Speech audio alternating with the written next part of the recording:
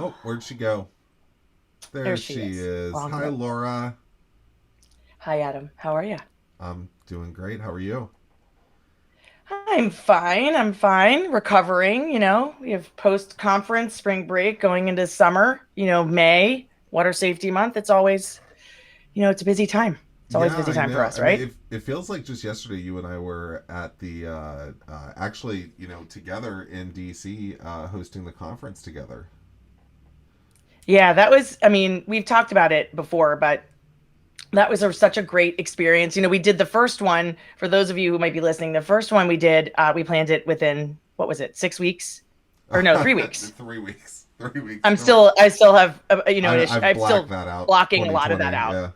Yeah, yeah, But we planned it quickly. But obviously, it was in the beginning of COVID quarantine, so everybody was in at home, and it was so amazing this time because everyone got tested. We all quarantined. We all did what we needed to do. And then, for those of you that don't know, Adam and our team and Leslie and um, Melissa and Karen all flew to the DC area to meet me, and we all did this out of my husband's office. And it was just really great for us to be able to have actually the core conference team together to do it. And, we thought at the end of it too, it really prepared us for when we'll be doing it simultaneously yeah. on site with our in-person live conference. So it really gave us we actually kind of established a good workflow and ways that we could do that. And it was just really nice to be with each other and be able to man that event and do it together. It was just such a great experience, although it was kind of crazy. And then in there, I got my second shot, almost pretty much died and then came back to life. Yeah, Uh, yeah, yeah. You did. Yeah. thank God for Melissa chairing that for us. For those of you who have never heard of us or have not listened to us, I'm Laura Metro. I'm the director of marketing and former board member of the National Drowning Prevention Alliance. And And this is, I'm Adam Katchmarchi. I'm the executive director of the National Drowning Prevention Alliance. My God, former board member, secretary, VP, president. yeah, I made right. my way around. We've served a lot of roles in Yeah. the growth of this organization. And, Adam, we were talking about, we wanted to tell everyone listening a little bit about what to expect from this podcast that many people don't know, but has been something kind of a dream of mine and Adam's for, I mean, Yeah. a few years now, and we've just had to sort of, um, you can only do so many things at once. And we really wanted to do the things that we were doing for the National Drowning Prevention Alliance well. And so it's just been something that we've been building to. And so this is exciting. It's exciting. And we don't feel like it's going to be your average kind of educational, water safety podcast. We're excited to kind of bring some new flavor and exciting people and topics. And, we both have such amazing, I think that we both have amazing sparkling personalities. So hopefully you guys I will just I thought love we us were. and want to hang out. I thought the conference team said we were difficult talent. I mean, well, we are the talent. I mean, they didn't have the right stuff in the green room, Adam. Come They on. didn't have the coffee I ordered. My trailer never did show up. I requested They that. brought me, they didn't bring me Evian. They brought me something else. They didn't bring Pellegrino. They brought me, Yeah, I know please. it was quite difficult, but you know, from what I hear, they'll be better prepared to deal with us next time. But we'll That's what I see. hear. Hmm, Yeah. hmm. So yeah, I Yeah, mean, that's what this has been a lot something we've planned for a really long time, Laura. And the one thing I'm excited for is we launched the NDPA webinar series, about a year and a half ago, almost actually 2 years ago. I'm losing time through the COVID yeah. black hole. Um, but the webinars were great for education, but we did a lot of interviews on the webinars, and it actually kind of transitioned Hmm. out from being a true webinar and became more of kind of a talk show. And um, I kind of said, we really want to expand on this. We had great audience feedback on those types of webinars, and I think that really kind of even gave us the further push to start this podcast, because For really, sure. Sorry, go ahead. no, okay, go ahead. That's going to happen a lot, by the way, people, Yeah. between us. Well, to really bring on, there's so much great stuff happening in water safety right now between the U.S. action plan, the state and local legislation, just the number of groups we have working around the country to tackle drowning prevention and water safety. The national organizations working together through not just Water Safety Hmm. USA, but the Aquatic Coalition, through NDPA itself. There's so much great stuff happening, and there's so many great experts that are part of this alliance where we wanted to create a weekly place where we can come and have these discussions, talk with experts in the field, talk about what's going on out there in drowning prevention. And yeah, to your point, add a little, hopefully, of our personality and humor into the mix. I tell my I students, think Laura, too, go ahead. Well, I was yeah, going to say, I think too, just on the topic of the webinar, yeah, it's going to keep happening. We're going to have to work on that. On the yeah, topic of the webinars, is it sometimes it left people wanting because generally speaking, I would say the vast majority of people in this space probably have a story behind why they're in this space. yeah, Some, whether it's professional story, whether it's that they grew up by the water, whether they had a loss or a scare, whether they were in medical school and really decided, no, I want to be really in a very specific place where I'm saving lives. So they became an EMT or a lifeguard. You know, and I think what we really focus, which we should on the webinar series, more of the educational aspect, mm-hmm, both professional and consumer elements of things. And we branched out. I remember we did around the holidays. We had actually the chief of Millville Fire Department. That was the fire department that saved my son. So we'll get to a little bit of that and another time, folks. But he talked a bit about, winter water safety and also some other just general safety tips during that time and fire at the time. And, I think what we're going to be excited to get involved in is diving into some of the stories and then yeah, getting to how that person became active, how they became active, when they became active. I mean, we have such a breadth and depth of people. We have people that have coped with the loss of their trial to drowning through art. We have people, we have so many different stories. And those are the stories I think Adam and I have sort of dreamed of always telling everyone. yeah, Because in the world of nonprofits, in the world of cause marketing, in the world of public health, what do they say? You need to tell the story, right? Well, there's a lot of noise out there. And we've made so much amazing momentum. Like you just mentioned, Water Safety USA, the National Action Plan. There's been so much partnership, togetherness. I mean, the last decade, more specifically, the last 5 years alone, yeah, the types of partnerships that have gone on, many of which that have, if not all, many of which have happened on the floor at the National Drowning Prevention Alliance conference each year. And that has always been our organization's dream and role. And so this podcast, I feel like, is the perfect avenue and medium to really dive into the stories and tell well, people the how and the why, right? and I think it goes past stories too, because one thing I'm often quoted as saying is drowning is a multi-sectorial problem. And, when Yeah. we say that, what we mean is it's not just one discipline who's responsible for tackling this problem. You mentioned public health, we have first Mm-hmm. responders, we have lifeguards, aquatic facility operators, and that, just in the aquatic facility realm, that's a huge, a discipline in itself.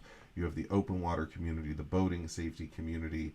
The list goes on and on of the different academic disciplines, different people in the workforce who are focused on water safety and drowning prevention. And I think we oftentimes work in our silos where we don't always step over and say, oh, well, there's this other person I should probably be working with in my community, or I never thought to Mm-hmm. go to my local public health office and have a discussion with them about how they can be involved in drowning prevention, or my first responders in the community.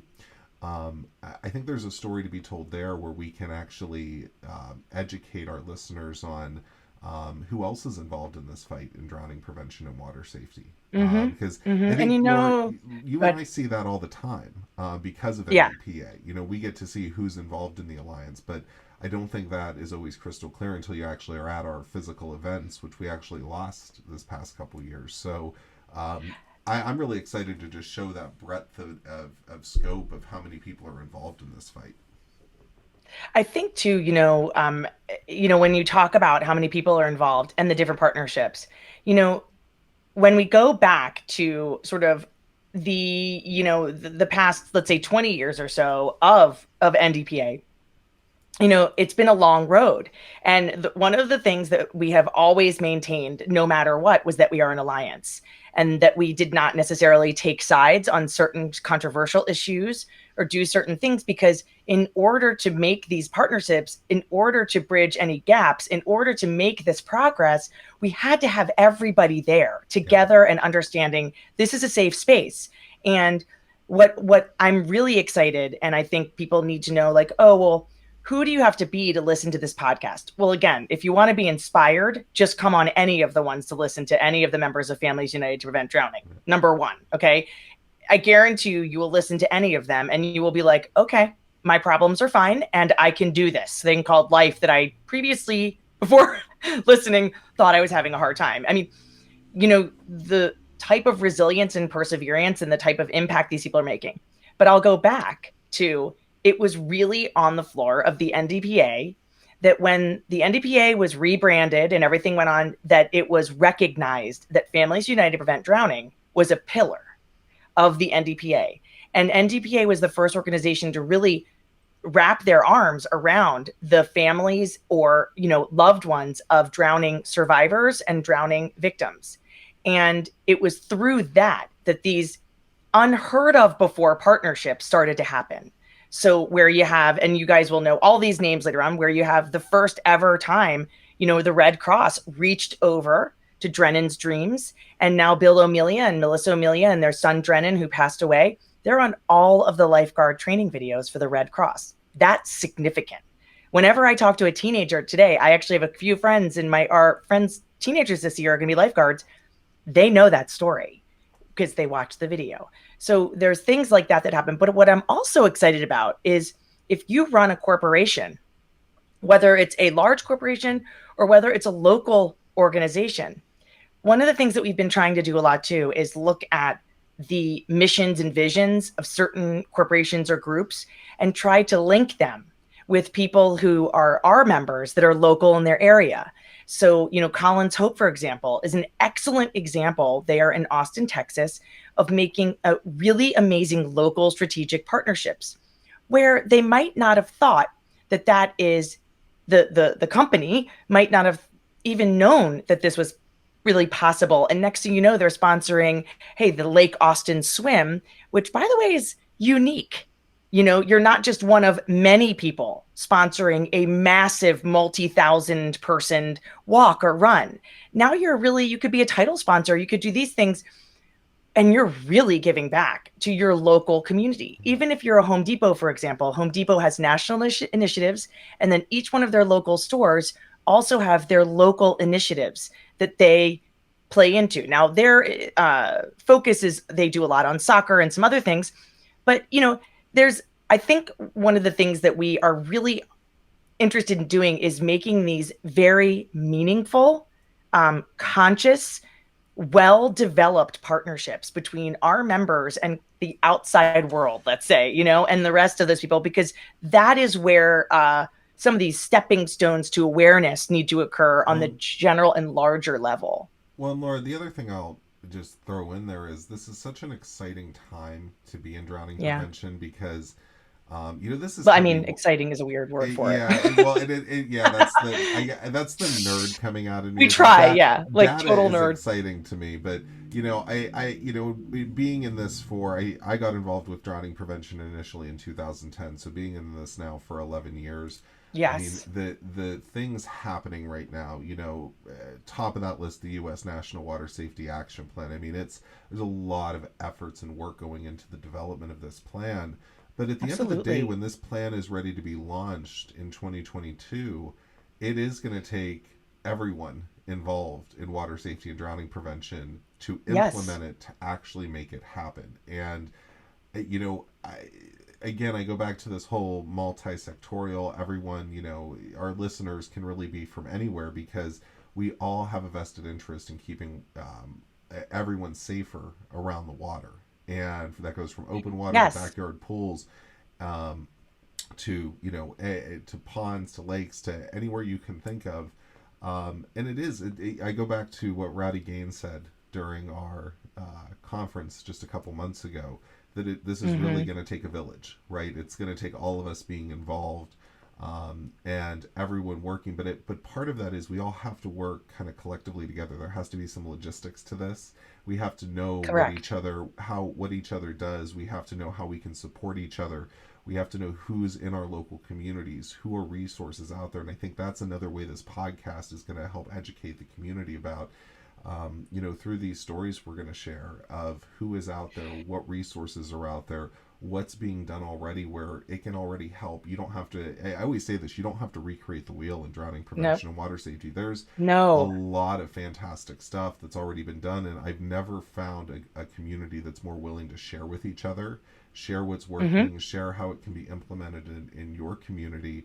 And I would say probably everyone will bring onto this podcast is going to be willing to share not just their story, their information, but what they're doing in their community to prevent drowning and how it can be replicated.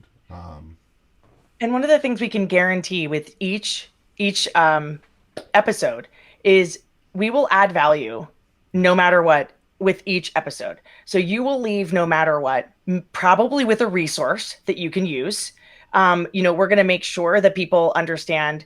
I mean, we have spent years, and like you just talked about, I mean, when I first got into this, 10 years ago, a decade ago, we were still in that concept of, hey guys, if somebody's creating a really, really good research-based water watcher card, why are there 15 other people creating the same thing? Why don't we just use theirs and we'll co-brand? That was unheard of.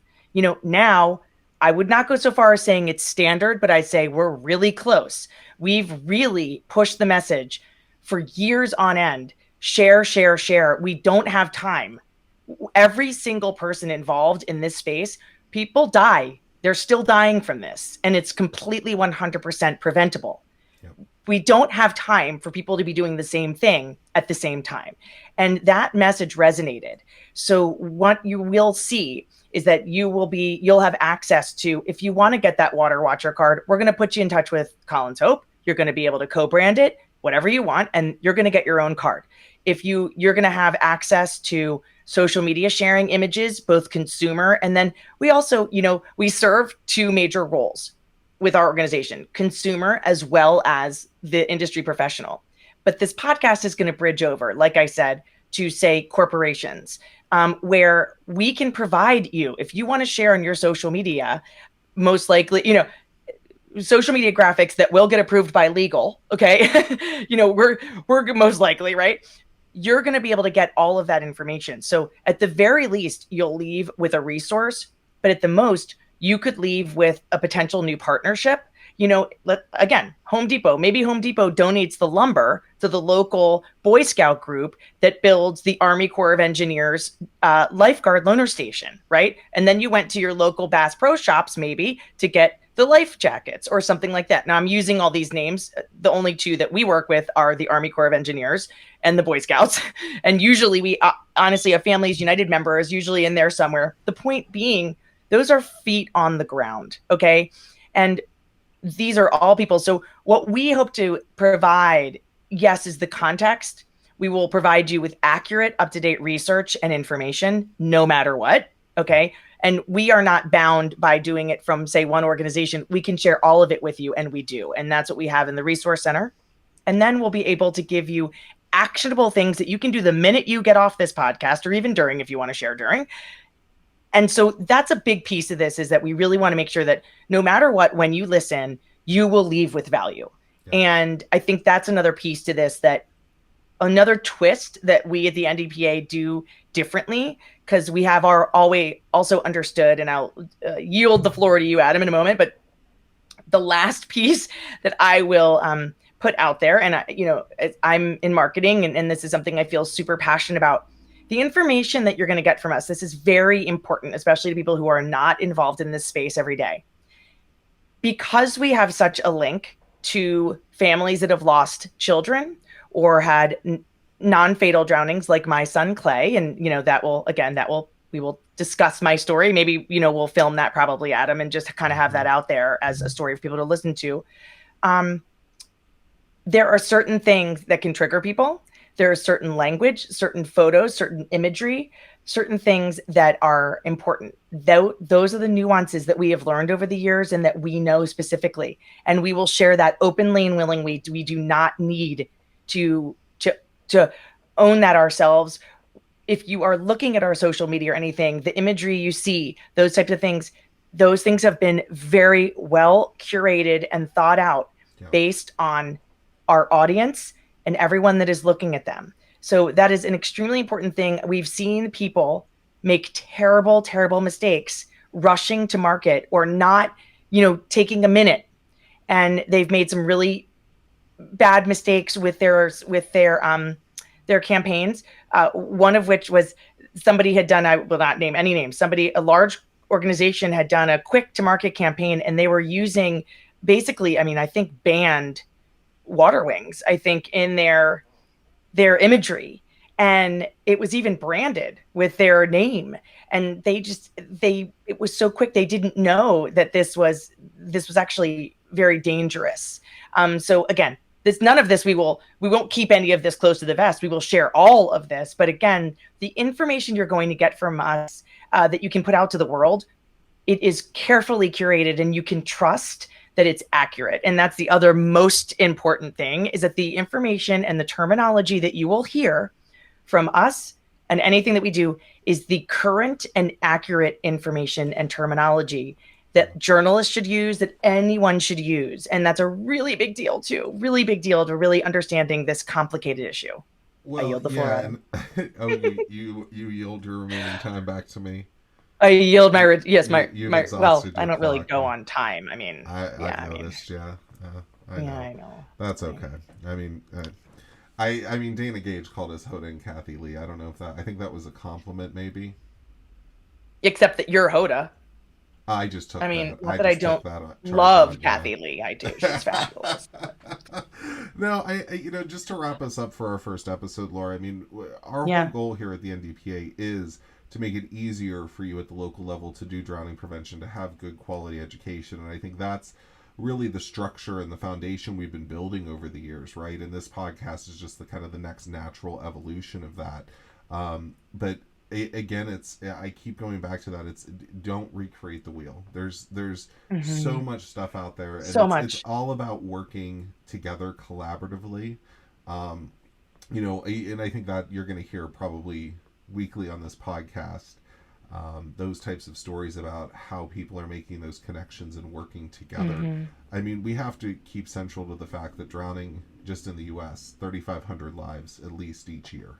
And that number really has number one killer of kids. One killer of kids ages 1 to 4. Number 2 killer of kids ages 2 to 14. Highest risk factor are African American males. Also, if I'm not saying this stat correctly, Adam, Latino males are also a very high risk factor. Males in general, we're just a naturally high risk factor for drownings because we make poor decisions. I can speak for all males that we like to do what our peers do, and yes, there's research to back this, and we've all made poor decisions. Especially if you're male. 80% of drowning victims are male. Yes, that is true. And but I think the important part here, Laura, is the fact that those numbers aren't budging much each year. And no, to really approach this problem, and that's where I keep going back to all this amazing stuff that's happening, and there's such amazing people in this space. I think drowning prevention is really on the cusp of getting a lot of attention around the country. Yes. And I think the more we can all be, the more education we can provide, the more we can show proven partnerships and how people have been successful before doing something like this. I think it's all going to lead us towards that goal of making sure another family doesn't go through or have a similar tragedy to, unfortunately, some of the stories we're going to feature on this podcast. And that's really it. I think when you were saying that you were talking about, not recreating the wheel. The other piece that I think was a major factor in this was when people do have an experience, again, whether there is a death, maybe someone was just a witness to something. Often they feel the urge to get moving and get involved. Yeah. And, one of the things that we want to hasten people from doing is starting their own foundation too early or too soon. And what we knew we needed to provide long ago was basically ready to go solutions and events or information that they could immediately get their hands on, that they could immediately start being active, because that was, they were driven. And I can tell you from my own personal experience that I was driven by a lot of things, but at the end of the day, what drives me, if I'm awake at night or I'm thinking about something, what drives me to do this is that I never want anyone to take the helicopter ride I did, Yeah. ever. Not another human soul should ever go through that. And I found when people hear that, they might think that's a little bit cliche-ish.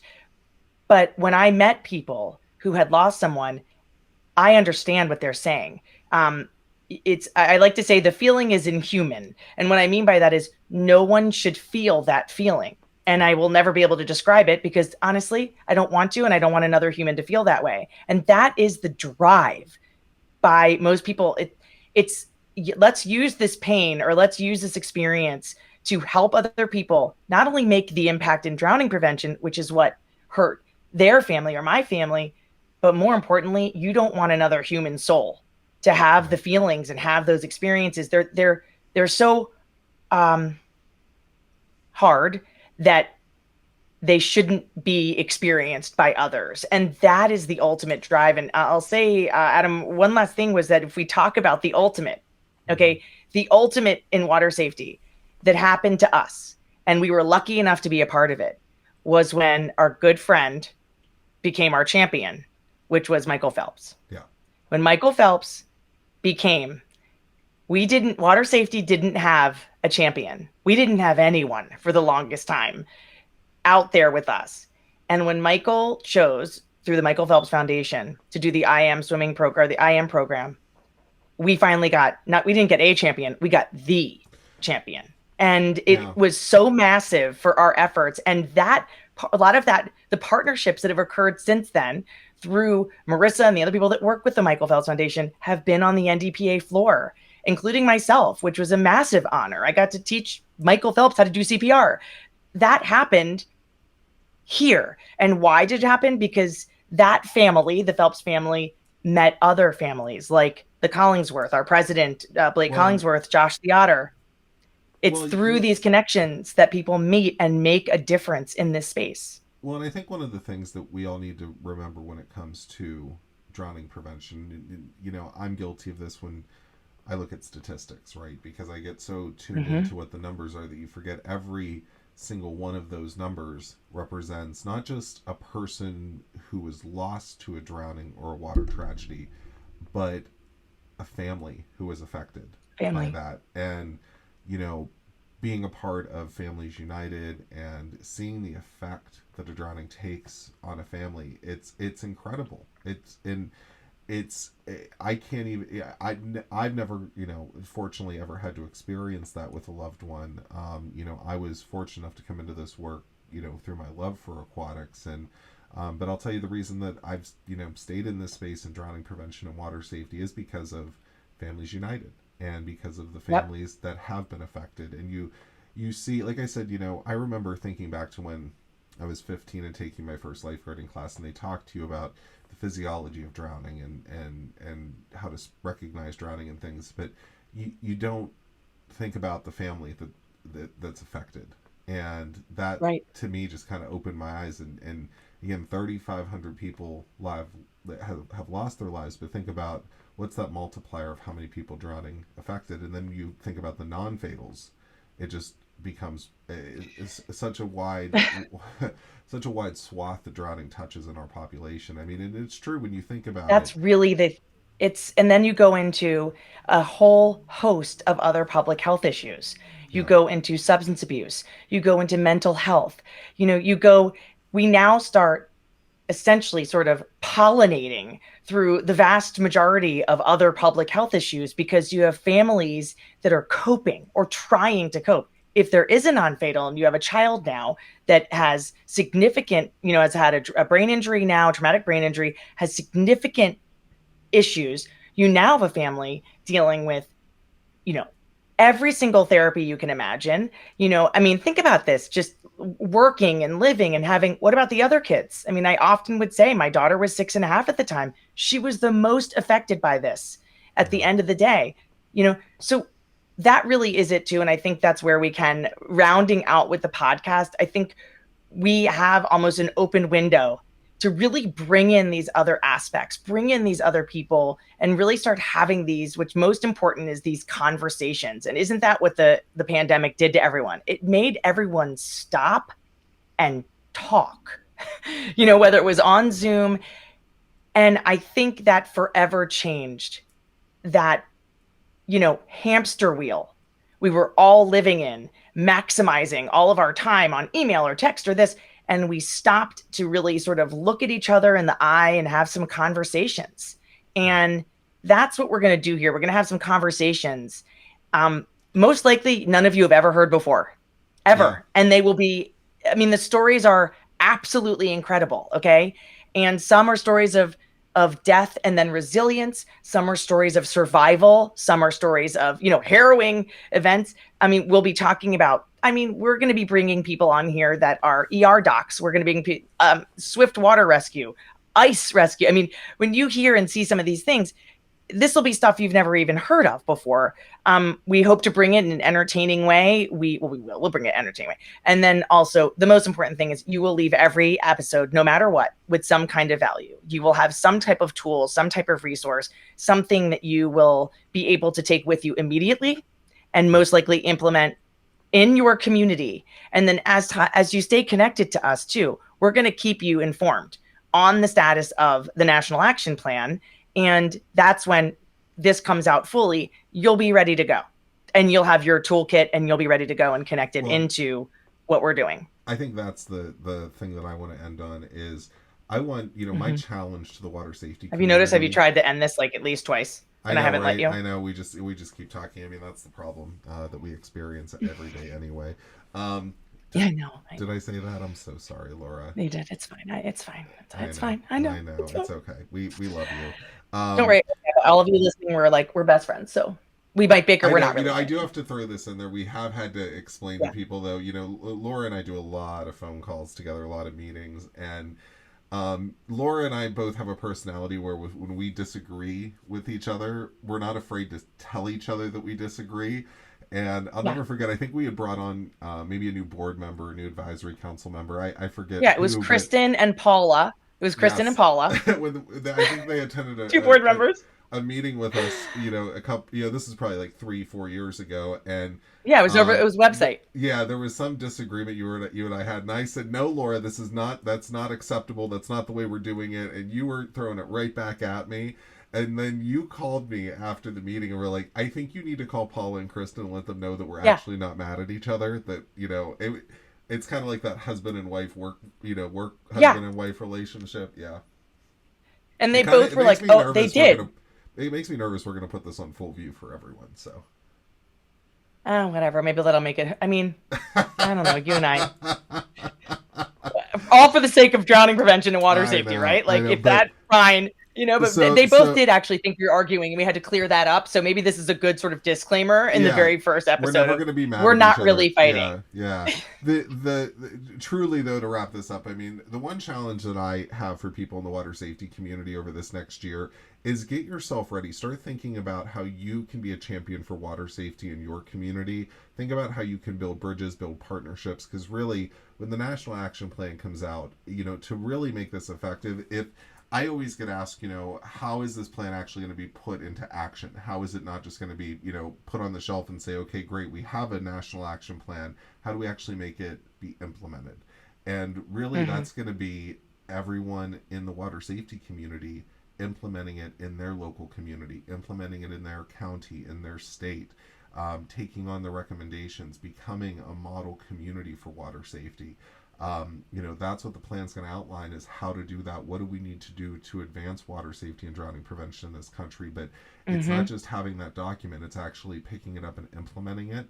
So, that the initial challenge is just getting this plan together. The next challenge is going to be implementing what it says. And Exactly. It's going to take some infrastructure building, and I think that's where we all need to take a look at what does that infrastructure look like, and think about it when you leave the podcast. How can you next week's guest is going to be Beth Root for World's Largest Swim Lesson, because that's coming up at the beginning of the Yep. summer. Think about, even if it's too late for this summer, how can you bring World's Largest Swim Lesson to your community, and that message about swim lessons being super important. But we'll talk more about that next week. But most important though, pick up that mantle, pick up that challenge, and start thinking about it, because this really does impact. And Yes. it's not rewarding work, because we often don't hear about the successes. We don't hear about, oh, the fence stopped the child from getting to the pool, or Right. that type of stuff, or the pool cover was successfully put back on the pool, or there was the correct drain cover on, so there was no entrapment incident. I mean, we can only look at the tragedies, and we have to see those tragedies go down. And it's hard every time you see a tragedy happen during the summer, and we know it's going to happen. But we have to start now looking into the future and saying, how can we better put this infrastructure in place, put this plan in place to really see those numbers go down in the future. So that's my And we challenge. couldn't launch this at a better time because we're looking at record numbers of people enjoying water this Yeah. summer. Water of any kind, open water, which would be natural water bodies, and then we have pool and spa water. So we really are going to have some record numbers there. And so I think one of the things that we're all extremely concerned about, and one of the reasons why it was really important for us to launch this podcast now, was we need to get this out there, because the summer is going to be very busy around water. Yeah, absolutely. All right, so we'll wrap our first podcast there. It's amazing they still let you and I do this. I think They don't let us yet. We haven't asked. that is very true. Yeah. We're just gonna put this out there, and hopefully they don't pull it back, right? No, it'll be fine. We'll see. Yeah. All right. Well, thank you for joining us for the first podcast. We'll be back next week. We'll be joined by Beth Root from World's Largest Swim Lesson. Until then, stay safe, stay well, enjoy yourself around the water, and be safe. Have a good one, guys.